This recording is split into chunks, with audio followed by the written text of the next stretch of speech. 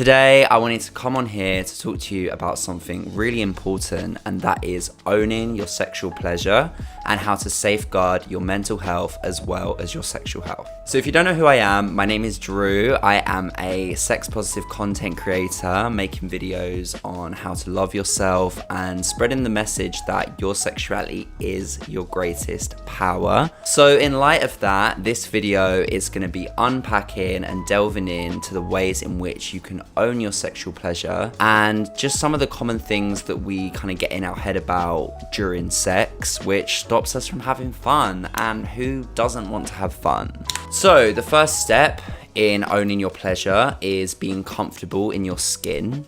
I'm not gonna lie, it took me a long time to feel comfortable to say that I am a bisexual man, largely down to my own internalized homophobia and thinking that my sexuality wasn't valid. But I found that since coming out and being more accepting of myself, others are more accepting of me. And it's crazy just how many people actually are interested in bisexual men, whereas before I thought that no one would be interested in me. And I think it's important to remember when you are getting in touch with yourself and feeling comfortable within your own skin, remember that sexuality is fluid, okay? No one is completely gay, completely straight. We all kind of sit in between. And if you have some desires or you want to explore something sexually and you're worried of what it will mean for your sexuality, just know that it doesn't have to mean anything, you know? Your pleasure is important and variety is the spice of life. So give yourself permission to explore and don't be judging yourself or your sexual desires, because there's someone out there who desires the exact same thing as you.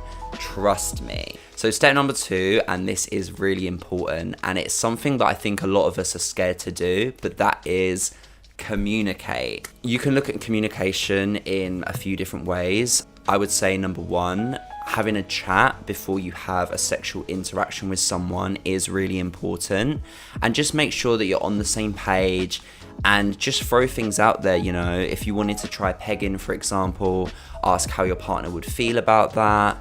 Ask your partner if they've ever fantasized about something that you've fantasized about, and just creating a really open, safe space where you can talk about different forms of pleasure.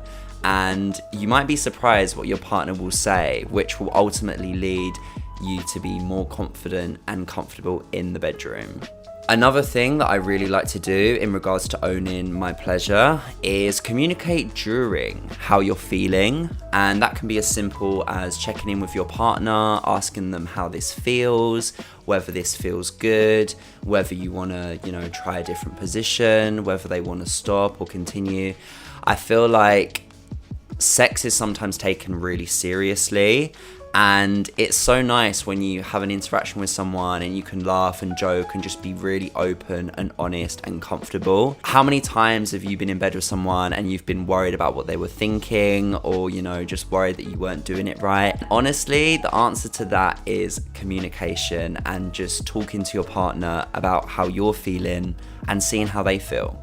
Step number 3 in owning your pleasure, I would say, is explore. There are so many types of expressions of gender, expressions of feminine and masculine energy, and there's so much more than just penetrative sex. I think exploring and being open to exploring different kinks, whether it be BDSM, spanking, sub-dom play, whether you want to try threesomes, whether you want to try toys, whether you want to try being restrained. There's so many ways in which you can explore your sexuality. And once you kind of have lifted any potential shame or stigma you might have towards exploring unconventional forms of sex, then the sky is really the limit.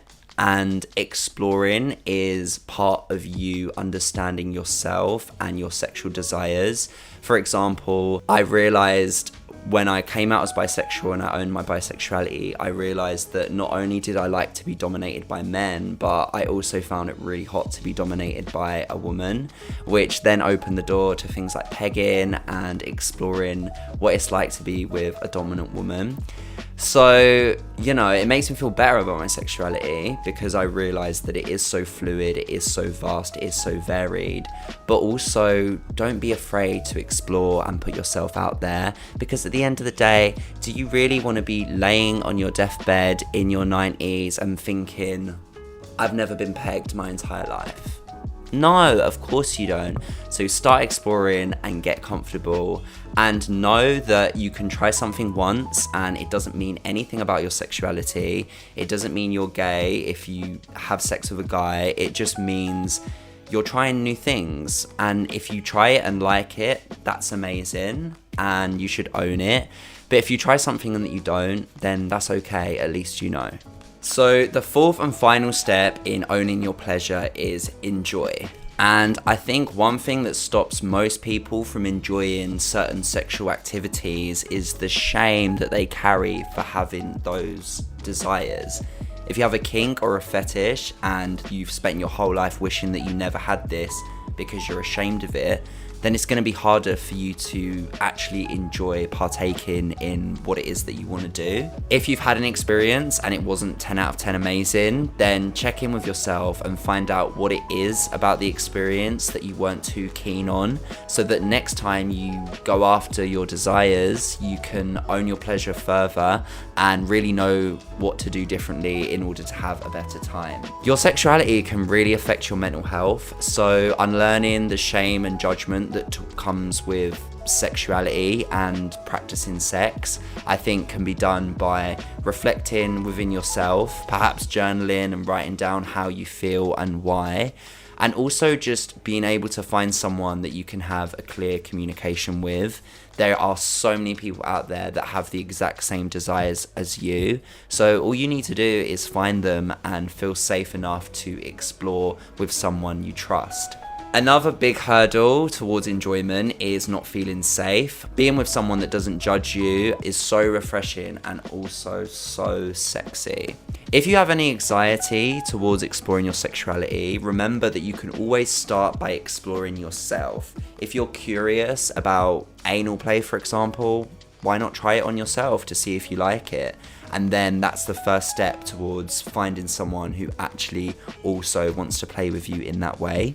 So I hope this video has helped you in your journey towards owning your pleasure. Remember that owning your pleasure and feeling confident within your sexuality isn't a destination, more so a journey. Be very patient and give yourself time. Don't be hard on yourself, and just work on every day removing little pieces of judgment until one day you're out there, you're doing your thing, and you wouldn't be able to relate to the person that you were before, who was worried about doing the things that you want to do. So be kind to yourself, don't judge yourself, and enjoy sex, enjoy pleasure, and know that your sexuality is your greatest power. When we own who we are and what we want, not only is it really sexy, but someone's gonna see that and see that confidence and come to you and wanna play with you. So there really is no downside in owning your pleasure. Thank you so much for watching this video. I have been Drew Wiley. You can follow me on TikTok, Instagram, and YouTube. And I'll see you in the next video. But take care and have lots and lots of sexy fun. Mwah.